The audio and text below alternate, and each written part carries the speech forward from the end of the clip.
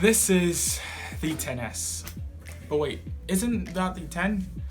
No, it isn't. And that really was its first problem. It was so similar to the 10 that it became really hard to recommend. Straight up when it was released, people told you just wait for the next iPhone. It felt too much like an incremental upgrade. Now, in 2021, is that still the case? Should you buy the iPhone XS? Is it worth it? Who is this phone for? This and many other questions we will be answering in today's video.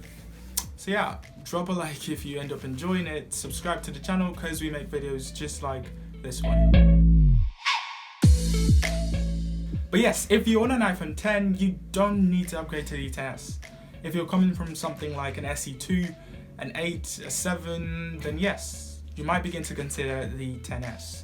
You see, the thing is, the next iPhone in this OLED next generation iPhone category is the 11 Pro. And because the 11 Pro is still relatively new, it's still expensive, for most people their options are just limited to the XS or the 10. So this video might as well just be why you would be getting a XS over a 10, or if you should be. Well, you're not buying the XS because of design, because it's basically the iPhone 10. The only clear and visible way to tell is if you get the gold color. There are antenna bands at the top and bottom of the phone, but they are very inconspicuous. We also have a slightly bigger camera module, again, very inconspicuous. And the same could be said for the display. It's still the same 1080p OLED 5.8-inch display that we had on the iPhone 10. But why would you be buying the XS? Well, for me, I think it's because of its internals. It packs a 6-core 7nm A12 Bionic chip, which is not only better than the A11 on the iPhone 10, but it also has more RAM with 4GB compared to 3 on the 10. Now, yes, really in day-to-day usage, you might not be able to tell the difference, especially with iOS 14.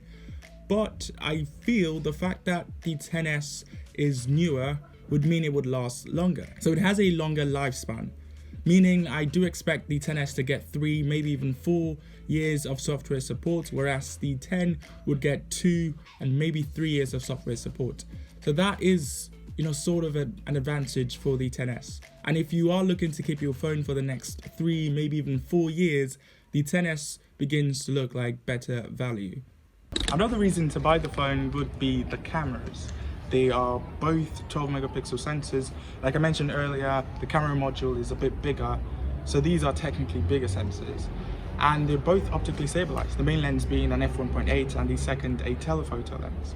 And then the XS actually takes better or more accurate portrait shots. So instead of drawing a mask around the subject and blurring the background, it actually divides the photo into different layers. Okay, and the layers closer to the subject will be less blurred than the layers farther away from the subject. So it's actually, pretty intense stuff. And when you're done taking the photos, you can actually still edit them and, adjust the f-stops and reduce the blur or increase the blur, which is stuff that you wouldn't find on the iPhone 10.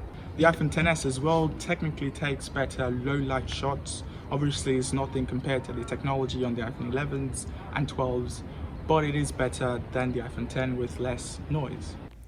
And let's not forget HDR. Apple calls it smart HDR.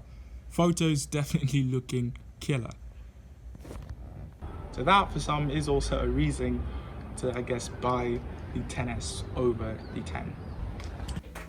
Yeah, another reason to buy the XS would be the speakers. They're technically better than the iPhone 10s, but at the same time, I don't think there's anyone who's buying a phone like a XS just for its speakers. Most people already have earphones, AirPods, and even Bluetooth speakers, so I don't know. It also has an IP68 water and dust resistant rating compared to the IP67 on the iPhone 10. But yeah, no one really should be dipping their phones in water just for fun. But I guess it's kind of a peace of mind knowing that your phone could last longer under water, I guess. Another thing to mention would be the battery life. And even though it's technically worse on paper than the 10, it is kind of still better because of that 7nm chipset, the A12. It kind of optimizes battery, and really it's kind of similar to the iPhone 10, or just a bit better. But one thing to note though is simple: if you're buying this phone used, which you're most likely going to, you need to be careful about the battery health. So the higher the battery health, the better the battery performs. So that's just something that maybe you want to check out before actually purchasing any of these phones. But yeah, for most people, it just boils down to price. You know, the iPhone XS is going for around $450, whereas the 10 is going for just around $384-400. So they are kind of really similar in price, and really, I think it's kind of simple, okay? If you're that guy who wants to buy a next generation OLED iPhone and you can't afford the 11 Pro because it's still pretty much expensive, then you're really torn between the XS and the 10. And I think it just makes more sense for you to buy the XS because it is more future proof, right? So if you're that guy, then the XS is for you. That might be a really small demographic of people, but I don't know. That is, in my opinion, the XS in 2021. Those guys coming from the lower iPhones, the 7s and the 8s, then yes, XS seems to be a better deal than the 10, especially if you plan on keeping the phone for more than 3 years. That's it. That's the video. If you did enjoy it, again, drop a like, subscribe to the channel, and I should see you in the next one. Peace.